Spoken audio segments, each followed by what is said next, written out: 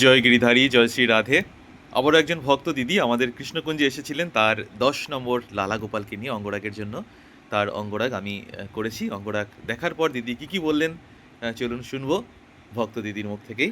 তো অঙ্গরাগ ভালো লেগেছে তো? হেব্বি সুন্দর হয়েছে, মানে দেখার মতো, মানে আমি তো চিনতেই পারছিলাম না যে ওটা আমার সোনা।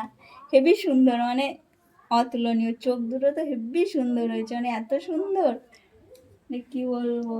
সবই তোমার গোপুর কৃপা। হ্যাঁ, একদম একদম, মানে চোখ দুটো এত সুন্দর হয়েছে, মানে আমি তো আমার দেখে মনে হলো এটা আমার, কিন্তু চোখ টোক গুলো দেখেই মনে হচ্ছিল না না আগে কি ছিল আর এখন কি। হেব্বি লালা গোপালের অঙ্গরাগ দেখার পর তার মা কিন্তু ভীষণ খুশি হয়েছিলেন।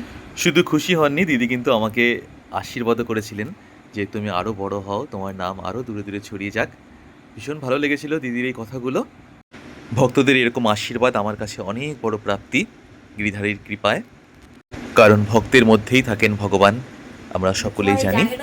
তাই ভক্তরা আমার মাথার উপরে সবসময় আছেন। আমিও গিরিধারীর কাছে প্রার্থনা করি এই ভক্ত দিদির যেন ভগবান মঙ্গল করেন সবসময়। ভগবান সকলের মঙ্গল করুক। জয় গিরিধারী, জয় শ্রী রাধে।